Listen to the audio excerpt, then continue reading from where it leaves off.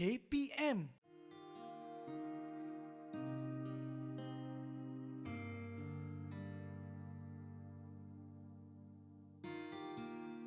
Assalamualaikum warahmatullahi wabarakatuh. Apa khabar semua? Alhamdulillah, pada hari ini kita bertemu dalam bulan Ramadan yang penuh dengan kemuliaan ini. Bulan barakah yang selama ini telah kita tunggu-tunggu. Bulan Ramadan, satu bulan yang Allah fardukan kepada kita setiap tahun untuk kita melaksanakan, membangunkan ibadah Ramadan. Saya tak hanya sebut pada bulan Ramadan ini kita berpuasa ataupun kita menahan lapar dan dahaga semata-mata, tetapi kita membangunkan ibadah Ramadan yang Nabi sallallahu alaihi wasallam bersabda, "Man sama Ramadana imanan wa ihtisaban, ghufira lahu ma taqaddama min dhanbih." Siapa yang berpuasa pada bulan Ramadan dengan penuh keimanan, dengan penuh pengharapan kepada ganjaran Allah, maka Allah akan menghapuskan dosa-dosanya yang telah berlalu. Sahabat-sahabat semua, adik-adik semua yang dirahmati oleh Allah, tahun ini sekali lagi Allah berikan peluang bersama untuk berramadan. Ini adalah tahun kedua kita berramadan dalam suasana musibah COVID-19 yang Allah uji kita sejak daripada tahun yang sudah. Alhamdulillah, Allah masih beri lagi kita nafas, Allah masih beri lagi kita kesempatan untuk kita berramadan bersama-sama. Tetapi bila kita renungkan kembali, adakah diri kita ini lebih baik hari ini berbanding ketika kita sebelum Ramadan yang sudah? Adakah Ramadan pada kali ini akan berlalu pergi sebagaimana Ramadan-Ramadan yang telah berlalu? Adakah Ramadan kali ini berhasil untuk mendidik diri kita menjadi hamba Allah yang lebih bertakwa dan lebih baik? Itulah apa yang Allah hikmahkan kepada kita untuk kita berpuasa pada bulan Ramadan. Allah tidak memfardukan Ramadan kepada kita semata-mata untuk kita berpuasa menahan diri lapar dan dahaga, tetapi Allah mewajibkan puasa ini kepada kita supaya kita saban tahun kita menjadi hamba Allah yang lebih baik dan lebih bertakwa. Allah sebut dalam Al-Quran suratul Baqarah, "Ya ayyuhalladzina amanu kutiba alaikumul siyamu kama kutiba alal ladzina min qablikum la'allakum tattaqun." Wahai orang-orang yang beriman, telah dituliskan ke atas kalian, telah difardukan ke atas kalian kewajipan berpuasa sebagaimana telah diwajibkan kepada umat-umat terdahulu sebelum kamu, supaya apa? La'allakum tattaqun, semoga kalian menjadi hamba Allah yang bertakwa. Maksudnya bulan Ramadan ini sepatutnya adalah bulan yang mendidik kita, yang menjadikan diri kita ini lebih baik, lebih hampir kepada Allah. Sepatutnya Ramadan kali ini, kalau kita berhasil untuk nak menghabiskan Ramadan ini, sepatutnya selepas daripada Ramadan itu kita lebih baik daripada hari-hari kita sebelum Ramadan, hari-hari kita pada minggu yang sudah, bulan yang sudah, tahun yang sudah. Mesti kita kena jadi lebih baik. Sahabat-sahabat semua, adik-adik semua yang dikasihi oleh Allah, berpuasa pada bulan Ramadan adalah salah satu daripada rukun Islam. Nabi sallallahu alaihi wasallam dalam sebuah hadis Ibnu Umar riwayat Al-Bukhari dan Muslim, Nabi bagi tahu bunyal Islamu ala khams. Islam itu dibina di atas 5 perkara. Apa 5 perkara itu? Kita mengucapkan 2 kalimah syahadah, kita melakukan salat, kita menunaikan zakat, kita berpuasa pada bulan Ramadan, dan kita menunaikan haji. Ini 5 rukun Islam yang wajib dilaksanakan semua orang yang bergelar sebagai Muslim sekiranya mereka ini mampu. Dan Allah wajibkan kepada kita puasa ni hanya setahun sekali. Solat diwajibkan kepada kita 5 kali sehari. Zakat diwajibkan kepada kita setahun sekali. 2 kali syahadah diwajibkan kepada kita saban hari. Ibadah haji diwajibkan kepada kita sekali seumur hidup. Yang mana semua amal ibadah ini memiliki ujian yang tersendiri. Kalau kita tengok ucapan 2 kali syahadah, Allah nak uji keimanan kita. Sejauh mana kita benar-benar percaya tentang Allah itu adalah Tuhan kita dan Rasul itu adalah pesuruh Allah.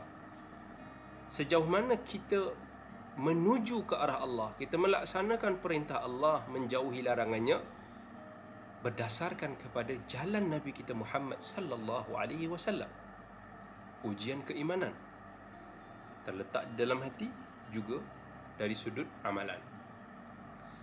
Bila Allah fardukan kepada kita salat 5 waktu, Allah uji kepada kita ini ujian yang berbentuk fizikal.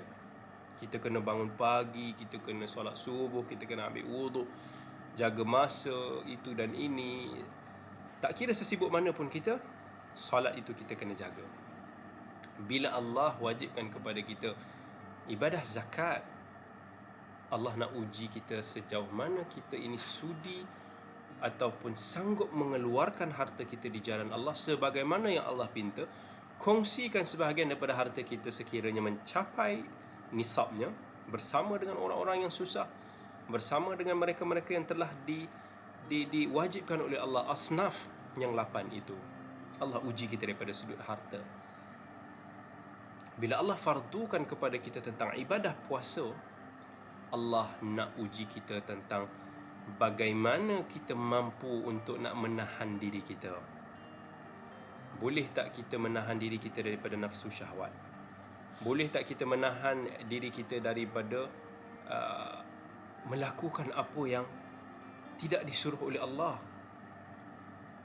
Boleh tak kita menahan diri kita daripada tergelincir daripada landasan yang telah ditetapkan oleh Allah? Ini semua ada dalam ibadah puasa. Dan itulah istimewanya Ramadan. Ramadan tidak hanya sekadar lapar dan dahaga, tetapi Ramadan adalah bulan istimewa yang melatih diri kita untuk menahan diri. Baik, jangan ke mana-mana. InsyaAllah kita bertemu lagi selepas ini. Didik TV KPM.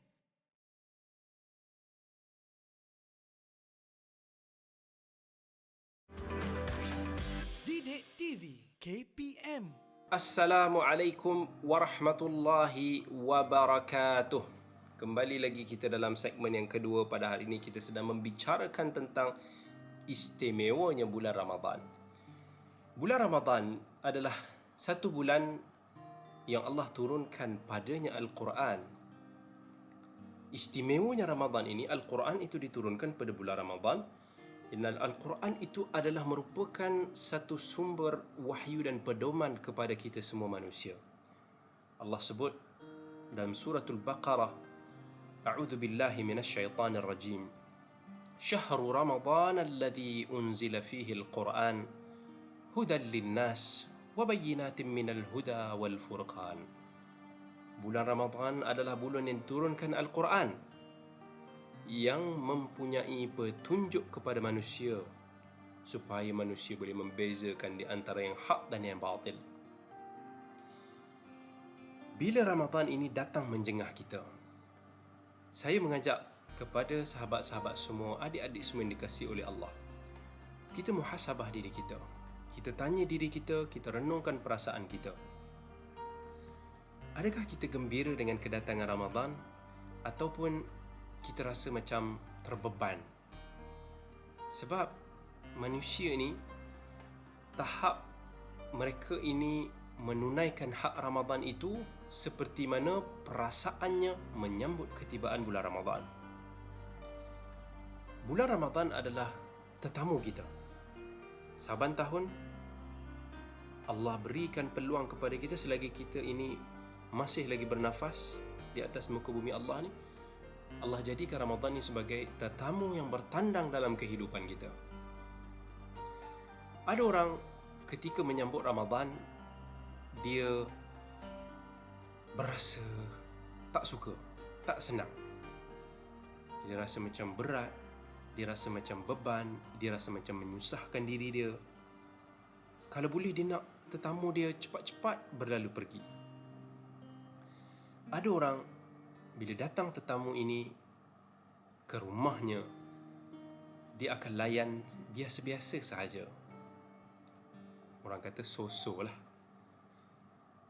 Sekadar buat apa yang diperlukan, kemudian tak apalah. Dan ada orang pula bila datang bulan Ramadan ini, dia ternanti-nanti. Dia ternanti-nanti sebagaimana seorang ibu yang menantikan kepulangan anaknya ke rumah. Anak yang telah berpisah lama, pergi belajar, pergi ke asrama, lama tak bertemu. Bila nak balik tu, si ibu mungkin akan berkira-kira, berapa hari lagi nak balik? Berapa minggu lagi nak balik? Berapa jam lagi nak balik? Ternanti-nanti. Bila anak dia balik, dimasak sedap-sedap, digembirakan anak dia. Begitulah hal kita dengan bulan Ramadan. Adakah kita berasa gembira menanti-nanti kedatangan bulan Ramadan sebagaimana para ulama salaf terdahulu? Yang mana mereka ini 6 bulan sebelum kedatangan bulan Ramadan, mereka telah berdoa kepada Allah, Ya Allah, sampaikanlah kami bulan Ramadan, pertemukanlah kami dengan bulan Ramadan. Hari-hari berdoa 6 bulan sebelum Ramadan supaya dapat dipertemukan dengan bulan Ramadan. Dan apabila bulan Ramadan itu telah datang menjengah, mereka akan bersungguh-sungguh menunaikan hak Ramadan ini. Mereka mendirikan salat, membangunkan malamnya, berdoa, mengaji Al-Quran. Apa-apa amal ibadah sekalipun mereka gandakan. Kerana mereka tidak mahu tetamu yang datang sekali setahun ini berlalu pergi dalam keadaan mereka mensia-siakan ia. Kerana itu para ulama terdahulu berasa sangat gembira dengan kedatangan bulan Ramadan. Mereka merasakan keistimewaan bulan Ramadan. Ya Allah telah muliakan ini. Kita pula bagaimana? Bagaimana kita tidak bergembira pada bulan Ramadan, sedangkan pada bulan Ramadan itu memiliki banyak kelebihan yang tiada pada bulan-bulan yang lain. Pada bulan Ramadan ini, Allah tambat syaitan-syaitan. Dalam hadis riwayat Bukhari dan Muslim, Nabi SAW bersabda, "Idza jaa Ramadan, futtihat abwabul jannah, wa ghulliqatil abwabun nar, wa suffidatis syayatin." Apabila tibanya bulan Ramadan, akan dibukakan pintu syurga, akan ditutup pintu neraka, dan akan ditambat para syaitan. Bulan Ramadan adalah bulan yang sepatutnya kurang sikit kejahatan-kejahatan tu. Cuma mesti ada yang tertanya, kalau syaitan tu kena tambat, kenapa ada je orang buat jahat pada bulan Ramadan? Jawapan dia sebagaimana yang dikatakan oleh para ulama, syaitan yang ditambat itu tidak semua. Ada segolongan ataupun dalam riwayat mengatakan maradatis syayatin, iaitu kita kata syaitan-syaitan yang besar-besar ni, otai-otai, syaitan ni sahaja yang ditambat. Itu berdasarkan kepada riwayat tersebut. Jawapan yang kedua adalah kejahatan yang kita lakukan, keburukan yang kita lakukan ini tidak semestinya datang daripada syaitan, tetapi boleh juga datang daripada hawa nafsu. Hawa nafsulah yang telah mengajak kita ke arah kejahatan. Hawa nafsulah yang mencenderungkan hati kita untuk melanggar perintah Allah. Allah kata dalam Al-Quran, "Innan nafsa la'ammaratun bis-su'." Sesungguhnya nafsu itu menyeru ke arah perkara yang keji. Jadi, walaupun syaitan ditambat, banyak daripada syaitan itu ditambat pada bulan Ramadan, tetapi tetap hasutan itu ada, godaan itu ada daripada hawa nafsu kita. Memang Allah ciptakan hawa nafsu ini hakikatnya untuk menguji kita, supaya membezakan antara orang yang benar-benar beriman dengan orang-orang yang tidak beriman. Allah menciptakan nafsu kepada kita supaya tidaklah semudah itu untuk nak kita meraih syurga Allah.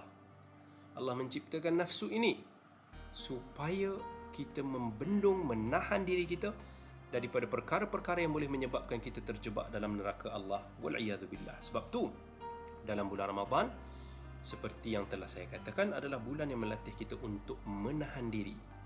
Bila kita mampu menahan diri kita, maka insya-Allah kita mampu untuk menahan diri kita daripada terjebak dengan godaan syaitan, dan kita juga mampu untuk menahan diri kita daripada tergoda dengan nafsu syahwat kita. Baik, jangan ke mana-mana, selepas ini kita akan teruskan lagi membicarakan tentang keistimewaan dan kelebihan bulan Ramadan. Didik TV KPM.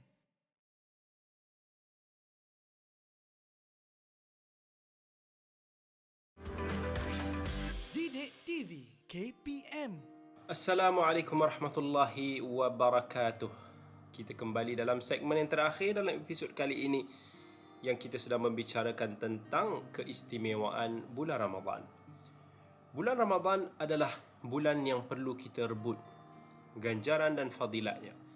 Dan antara fadilat yang terbesar yang Allah kurniakan pada bulan Ramadan adalah doa yang mustajab. Doa yang mustajab adalah apa yang kita semua impikan. Tetapi pada bulan Ramadan ada satu saat yang mana Allah jadikan pada tempoh tersebut waktu yang mustajab, ataupun doa kita insya-Allah tidak ditolak. Nabi SAW telah bersabda dalam hadis yang diriwayatkan oleh Imam Al-Baihaqi rahimahullah, "Lis-sha'im 'inda fitrihi da'watun ma turad." Orang yang berpuasa itu memiliki doa yang tidak ditolak ketika dia berbuka puasa. Dalam hadis riwayat Ibnu Hibban, Nabi SAW ketika menyebut 3 jenis golongan yang tidak ditolak doanya, salah satunya Nabi SAW menyebut as-saimu hatta yuftir, iaitu orang yang berpuasa sehingga dia berbuka. Jadi sewaktu kita tengah berpuasa, kita boleh berdoa sebanyak yang mungkin. Siang, petang, berdoalah kepada Allah. Dan ketika kita hendak berbuka, itu ada lagi satu waktu yang sangat mustajab untuk nak kita rebuti. Jangan pula ketika kita sedang menunggu untuk azan, iaitu azan maghrib, kita pergi tengok dulu drama, kita pergi main-main, kita buat kerja sia-sia, kita sembang-sembang kosong. Sedangkan itulah waktu yang mana kita kena rebut untuk nak berdoa sebanyak-banyak mungkin. Nak doa, nak dapatkan doa yang makbul ni tak semestinya di depan Kaabah sahaja. Ada orang dia ingat doa yang makbul ni only ketika mana kita solat kat Raudah, dekat gerbang Kaabah. Ya, ada tempat-tempat yang mustajab Nabi SAW sabdakan. Tetapi banyak waktu-waktu yang Nabi SAW bagi tahu kat kita ini waktu-waktu yang kita kena rebut. Sebab waktu-waktu tersebut adalah waktu yang Allah makbulkan doa kita. Kita nak doa apa sahaja doa ketika tu. Ya Allah, kurniakanlah aku ilmu yang bermanfaat. Ya Allah, selamatkanlah aku di dunia dan di akhirat. Ya Allah, kurniakanlah aku syurga-Mu. Ya Allah, bebaskanlah aku daripada azab api neraka. Selamatkanlah aku daripada seksaan kubur. Selamatkanlah aku daripada fitnah di dunia dan di akhirat. Kita nak doa untuk ibu bapa kita, untuk sahabat-sahabat kita, jiran tetangga kita. Doalah pada masa itu. Itulah waktu yang sangat-sangat mustajab untuk nak kita cuba untuk dapatkan kelebihan tersebut. Itu bulan Ramadan ni bulan yang special. Setiap kali kita nak berbuka, mesti kita duduk 5 minit, 10 minit sebelum berbuka, masing-masing duduk di tempat yang dia nak berbuka. Doa pada Allah. Spend some time sampailah azan dikumandangkan. Bila azan dikumandangkan sahaja, bismillah, berbukalah. Jangan sia-siakan peluang yang telah Allah berikan kepada kita semua. Bulan Ramadan bulan yang memiliki pelbagai jenis kelebihan. Antaranya adalah kalau kita mampu untuk nak melaksanakan umrah, kata Nabi sallallahu alaihi wasallam dalam hadis riwayat Muslim, al-umrata fi, umrah pada bulan Ramadan itu ta'dilu hajjah. Pahalanya menyamai melakukan haji. Bukan bererti maksudnya bila kita buat umrah di bulan Ramadan kita tak payah melakukan haji, beza.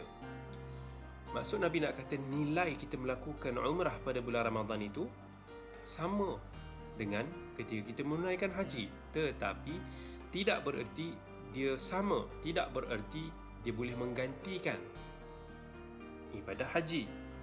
Contohnya bila Nabi SAW bagi tahu kalau kita nak dapatkan pahala khatam Al-Quran, kita baca 3 kul. Kita baca qul huwallah 3 kali. Qul huwallahu ahad, Allahus samad, lam yalid wa lam yulad wa lam yakul lahu kufuwan ahad. Kita baca 3 kali. Adakah bila kita baca 3 kali kita dah tak payah baca Quran dah? Kita dah tak payah cuba untuk nak khatam Al-Quran? Tidak sama sekali. Bukan itu apa yang dimaksudkan. Tetapi nilai pahala kita membaca 3 kali itu, sebahagian ulama mengatakan maksud daripada surah Qul huwallahu ahad itu mengandungi apa yang Allah nak ceritakan dalam Al-Quran. Di dalamnya ada elemen-elemen of tauhid yang sangat penting. Sekalipun kalau kita kata nilai pahalanya sama, tetapi ia tidak akan sama. Macam kita katakan rumah yang berharga 1 juta ringgit. Rumah yang berharga 1 juta ringgit tidak sama dengan cash 1 juta ringgit. Beza kan? Beza tak nilai dia? Rumah tu walaupun dia berharga 1 juta, kalau kita nak dapatkan hasilnya, kita kena jual. Dia lain sebab dia berbentuk aset, property yang tak boleh digunakan bila-bila masa. Begitu juga ketika mana kita umrah pada bulan Ramadan. Walaupun nilai pahalanya sama seperti mana haji, tetapi dia tidak boleh menggantikan haji. Haji banyak lagi spesifik ataupun banyak lagi kelebihan-kelebihan lain yang tidak dimiliki oleh orang yang melakukan umrah. Tetapi pada tahun ini Allah masih lagi menguji kita. Ramai daripada kalangan kita yang masih lagi tak dapat pergi haji, saya tahu. Ramai orang yang mengeluh, ramai orang yang berdoa supaya dapat kembali ke Baitullah, supaya dapat berpeluang untuk nak menyaksikan subhanallah manusia-manusia yang datang daripada pelosok dunia, cuba untuk nak menghidupkan bulan Ramadan di sana. Satu pengalaman, satu suasana yang tak mungkin kita akan dapat di tempat-tempat yang lain. Tapi kita doa kepada Allah, moga-moga Allah bantu kita, Allah hilangkan musibah ini daripada kita. Dan insya-Allah saya doakan kepada kita semua hadirin hadirat yang menonton kita pada hari ini, insya-Allah moga-moga Allah tunaikan impian kita untuk kita dapat lagi kembali ataupun pergi ke Baitullahil Haram untuk menunaikan ibadah umrah ataupun ibadah haji. Baik, sampai di sini sahaja dulu insya-Allah episod pada kali ini. Dan insya-Allah kita akan bertemu lagi. Jangan lupa bersama dengan saya dalam slot motivasi pagi bersama dengan Dr. Kamilin Jamilin. Assalamualaikum warahmatullahi wabarakatuh.